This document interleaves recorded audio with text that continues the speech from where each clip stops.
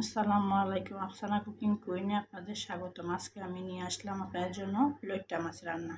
অনেকেই লইট্টা মাছটা মাখিয়ে রান্না করে, কিন্তু আমার কাছে ভালো লাগে না, তাই আমি কষিয়ে রান্না করে আজকে আপনাদেরকে দেখিয়ে দিচ্ছি। প্রথমে আমি কড়াইতে তেল নিয়েছি, তেলটা গরম হয়েছে, এর মধ্যে আমি পেঁয়াজ কুচি দিয়ে দিয়েছি। পেঁয়াজ কুচিটা একটু নেড়ে চেড়ে ভালো করে ভেজে নেব, যেন কাঁচা দুর্গন্ধটা চলে যায়। তারপরে আমি ভাজা শেষ হয়ে গেলে এর মধ্যে আমি রসুন বাটা দিয়ে দেব। রসুন বাটাটা দেওয়ার পর আমি 2 চামচ দিচ্ছি রসুন বাটা। মাছ অনুযায়ী রসুন বাটাটা দিবেন। রসুন বাটাটা দেওয়ার চেষ্টা করবেন, কারণ কোনো তরকারি রসুন বাটা ছাড়া খাওয়া ভালো লাগে না।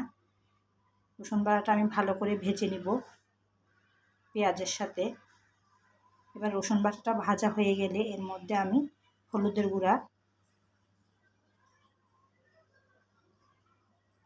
দিয়ে দিব, দিয়ে আমি একটু নেড়ে চেড়ে আবার মশলাটা কষিয়ে নেব। তারপর আমি এর মধ্যে দিয়ে দিব ধনিয়া জিরার গুঁড়া। ধনিয়া এবং জিরা একসাথে মিক্স করা, সেটা আমি দিয়ে দিলাম। দিয়ে আমি আরেকটু কষিয়ে নেব।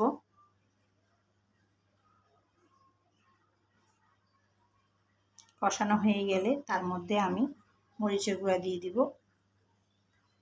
যে যেরকম ঝাল খান সেরকম হিসেবে দিবেন। আমি ঝালটা একটু বেশি খাই, তাই ওই পরিমাণে দিয়েছি।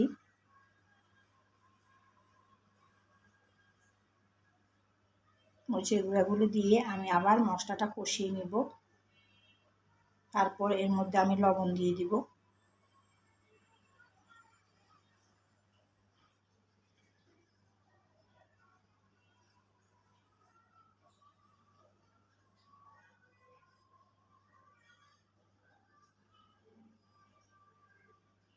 লবণটা দেওয়ার পর আমি মশলাটা আবার একটু কষিয়ে তারপর এর মধ্যে আমি পরিমাণ মতো পানি দিয়ে দিব।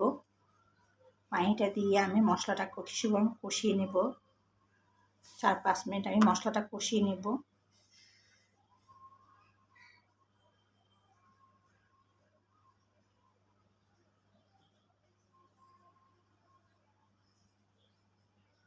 মশলাটা কষানো হয়ে গেছে, এর মধ্যে আমি কিছু টমেটো কুচি দিয়ে দিব।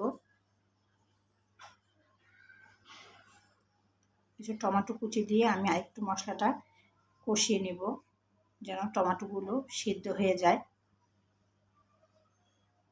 মোটামুটি মশলাটা কষানো হয়ে গেলে আমি এর মধ্যে মাছগুলি দিয়ে দিব।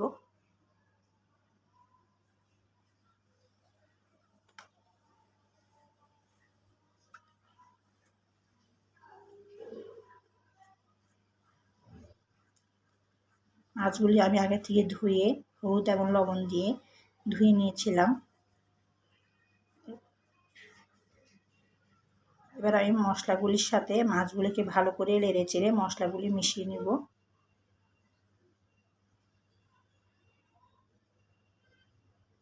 এর মধ্যে আমি বেশি পরিমাণ পানি দিব না, অল্প পরিমাণ একটু পানি দেব, সামান্য পরিমাণ। লইট্টা মাছের থেকে এমনি অনেক পানি উঠে, তাই এর মধ্যে পানি বেশি দিতে হয় না।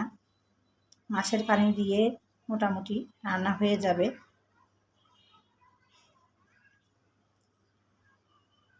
চট্টগ্রামের মানুষরা অনেক লইট্টা মাছ খেতে পছন্দ করে। এখন জানি না, এখন শুনতেছি তো সব ডিস্ট্রিক্টের মানুষই লইট্টা মাছটা খেতে পছন্দ করে।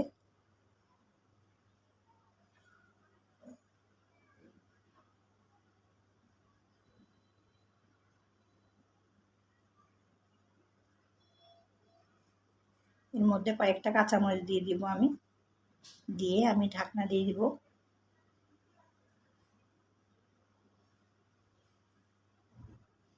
এ হয়ে আসছে আমার লইট্টা মাছের রান্না।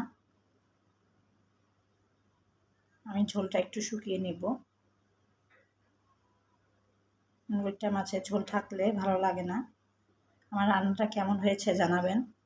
ভালো লাগলে লাইক, কমেন্ট এবং শেয়ার করবেন। সবাইকে ধন্যবাদ। আল্লাহ হাফেজ।